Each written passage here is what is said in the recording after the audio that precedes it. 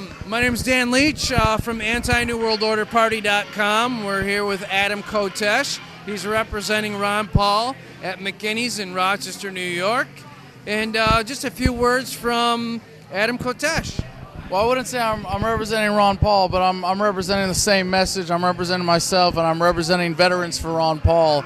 And we want to take the message to the American people that seem to be in denial of the obvious fact that Ron Paul is the choice of the troops, and we see that he's got more campaign contributions from active duty soldiers than all other candidates, including Obama combined, and tell them why. Really simple reasons. You know, we want a commander-in-chief who's going to be decisive. We want a commander-in-chief who's going to put America's security interests first, and who's not going to send us into harm's way without a clear moral imperative, or, as he would say, a constitutional declaration of war. Right, absolutely. Awesome. Now, Adam, I was listening to your speech down there, man, and it felt like so heartfelt. It hit me, man. There was a verse from the Bible that really stuck out in my mind, and it was that God uses the foolish things of this world to confound the wise.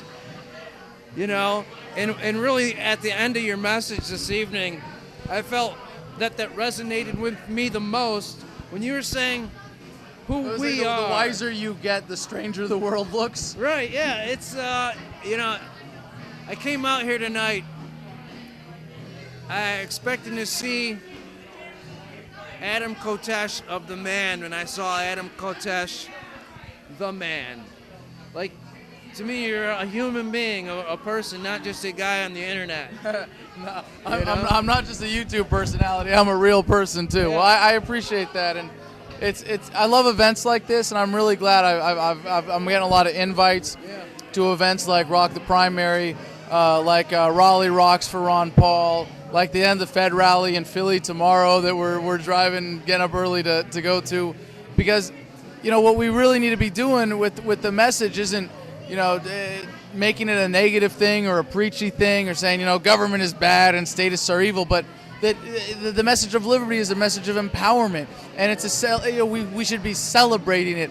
I mean, the message of liberty itself is a celebration of humanity, of wanting human relations to be free of force and fraud and coercion, of wanting them to be productive, of wanting that better world for our children. That's a positive thing. We should be coming together and celebrating that, and coming together in a way that, and we draw people in and we have a good time, and we show people that being a libertarian, you know, having this awareness, you know, it flies in the face of the idea that ignorance is bliss. It really makes your life better to be able to see the world through a lens that understands what government is, and how human relations should be conducted, and how we should regard each other with a certain level of morality, that we make this exception for government, that government doesn't have to adhere to moral rules, and that's just ridiculous.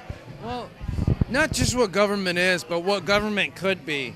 You know, if real men stood up, real men that were not, so I would say, into government power, but into humanity, I think really is who we need. Like people like Dr. Ron Paul, who's into humanity. He doesn't seem to be there for the power. He seems to be there for the humanity of the experience. You know? What would Ron Paul do? But if everybody was like Ron Paul, yeah, we wouldn't need government. No, I don't think we would. It would be it would almost be like a heaven on earth if everybody was kind of like a Ron Paul. Not to say... Hey, I'm working on it. I'm working on it. Yeah. Although I don't think we can get everybody to deliver 4,000 babies. If everybody did that, we might have a bit of a population problem.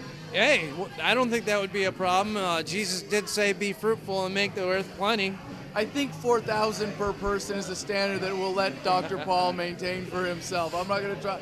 If I can, on that note, it is important for our movement to adopt the Tom Woods strategy and outbreed the statists. Nice. I like that. Definitely. Just some advice, all you New World Order, anti-New World Order people, you need to start getting together and having some babies, all right? Well, we need to recruit more women into the movement. We're a bunch of INTJs, and the movement is definitely male-leaning.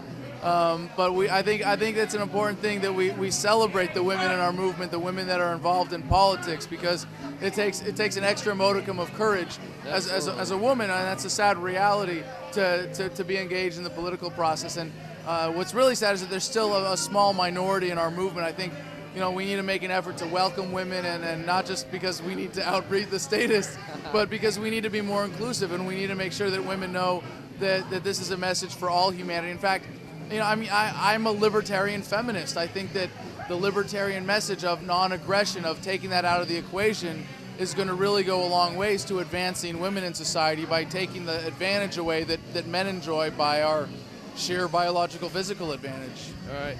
Well, Adam, we're running out of time here. I just want to say thank you for being here. Really appreciate it, man, and we'll be sticking with you and supporting your movement. Right on. AdamVersusTheMan.com. All right.